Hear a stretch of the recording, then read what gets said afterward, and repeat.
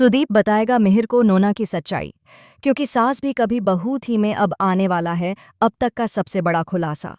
वो सच जो अब तक सबकी नजरों से छिपा था, वो सच जो अगर सामने आ गया तो हिल जाएगी शांति निकेतन की नींव तक। कहानी की शुरुआत होती है उस रात से जब सुदीप ने अपने ही कानों से सुनी नोना की चालाकी और झूठ से भरी बातें। वो रात जब सब सो चुके थे, पर सुदीप की आंखों से नींद कोसों दूर थी। उसे बार बार नोना की बातों की गूंज सुनाई दे रही थी। नरेंद्र अब मेरे रास्ते की रुकावट बन चुका है। मुझे मिहिर चाहिए और जो मैं चाहती हूँ उसे पाकर ही दम लेती हूँ। बस वहीं से शुरू होती है सच्चाई की वो जंग जो अब सुदीप को मिहिर के सामने रखनी है, क्योंकि अब और छुपाना गुनाह होगा। सुदीप के चेहरे पर एक साथ डर भी है और गुस्सा भी। डर इस बात का कि अगर वो सच बताएगा तो मिहिर को झटका लगेगा, और गुस्सा इस बात का कि एक औरत अपनी चाहत में इतनी गिर सकती है। नोना ने जो किया वो सिर्फ धोखा नहीं, एक साजिश थी। नरेंद्र को अपनी जिंदगी से निकाल फेंकना, उसे एक हादसे जैसा दिखाना, और फिर मिहिर की जिंदगी में जगह बनाने की कोशिश, सब कुछ एक सुनियोजित योजना का हिस्सा था। अब सुदीप ये सब कुछ मिहिर के सामने खोलने जा रहा है। वो कहेगा, मिहिर, तुम जिसे अपने करीब समझते हो वही तुम्हें तबाह करने पर तुली है। नोना का मकसद तुमसे प्यार नहीं, बल्कि तुम्हें पाने की सनक है। वो नरेंद्र को खत्म कर चुकी है और अब तुम्हें अपने कब्जे में लेना चाहती है। मिहिर सन्न रह जाएगा। उसके होंठों से कोई शब्द नहीं निकलेगा, बस आंखों में अविश्वास और दिल में तूफान होगा। वो सोच भी नहीं पाएगा कि जिस औरत को उसने कभी अपनी दोस्त कहा, उसने उसकी जिंदगी को ही बर्बाद करने की साजिश रच डाली।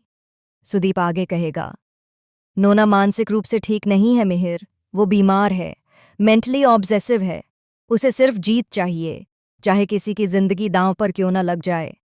वो किसी को भी इस्तेमाल कर सकती है, किसी को भी मिटा सकती है, सिर्फ इसलिए ताकि जो वो चाहती है वो मिल जाए।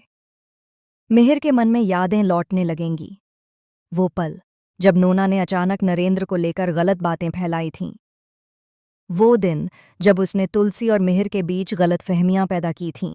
उसे हर एक घटना की कड़ी अब जुड़ती दिखाई देगी। वो समझ जाएगा कि तुलसी से उसका झगड़ा, उसके मन में उपजा शक, सब नोना की साजिश थी।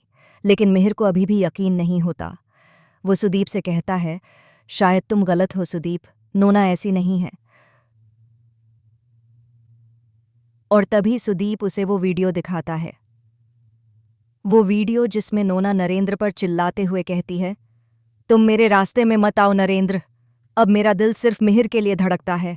जो मुझे नहीं समझ सकता उसे मेरी जिंदगी में रहने का हक नहीं है। मिहिर के हाथ कांपने लगते हैं। वो स्क्रीन पर देखता रहता है और उसकी आंखों से आंसू बहने लगते हैं। उसे एहसास होता है कि जिस औरत ने उसकी दोस्ती, उसकी संवेदना का फायदा उठाया, वो अब उसकी जिंदगी की सबसे बड़ी मुसीबत बन चुकी है। सुदीप कहता है, अब भी वक्त है मिहिर, इस सच्चाई को समझो। नोना तुम्हारे करीब आने की कोशिश कर रही है, लेकिन उसका इरादा खतरनाक है।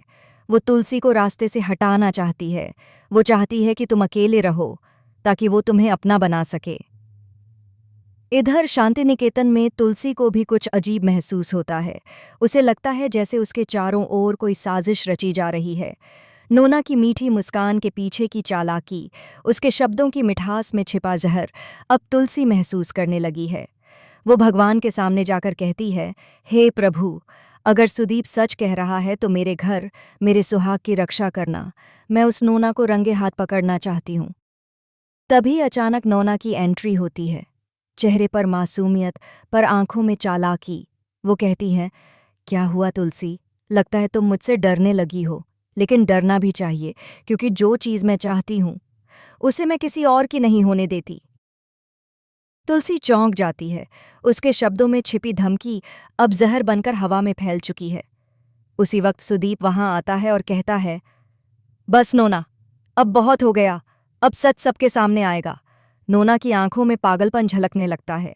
वो चिल्लाती है, हाँ, मैं पागल हूँ मिहिर के लिए। मैंने नरेंद्र को हटाया ताकि वो मुझे मिल सके, और अगर तुलसी मेरे रास्ते में आई तो उसका भी वही हाल होगा जो नरेंद्र का हुआ। कमरे में सन्नाटा छा जाता है। तुलसी स्तब्ध खड़ी रह जाती है, और मिहिर, उसका चेहरा गुस्से से लाल हो उठता है। वो आगे बढ़ता है और जोर से कहता है, नोना, तूने इंसानियत की सारी हदें पार कर दीं। नोना की आंखों से आंसू गिरते हैं, पर उन आंसुओं में पश्चाताप नहीं, बल्कि पागलपन है। वो कहती है, अगर मुझसे प्यार नहीं किया तो किसी और से भी नहीं करेगा मिहिर। या तो तू मेरा होगा या किसी का नहीं। वो अपनी जेब से कुछ निकालती है और सबके होश उड़ जाते हैं। सुदीप तुरंत आगे बढ़ता है और उस चीज को उसके हाथ से छीन लेता है। वो कहता है, तू पागल हो काश, तूने ये रास्ता न चुना होता नोना। मैं तुझे दोस्त की तरह समझता था, दुश्मन की तरह नहीं। नोना बेहोश हो जाती है। कमरे में सन्नाटा, हवा में तनाव और तुलसी के चेहरे पर गहरी उदासी। वो मिहिर की ओर देखती है और उसकी आंखों से बस एक सवाल झलकता है, क्या अब हमारा रिश्ता इस तूफान से बच पाएगा? मिहिर चुपचाप खड़ा रहता है। उसे समझ आ गया है कि सच्चाई कितनी दर्दनाक हो सकती है। सुदीप उसके कंधे पर हाथ रखकर कहता है, सच कभी छिपता नहीं मिहिर, लेकिन कभी कभी जब वो सामने आता है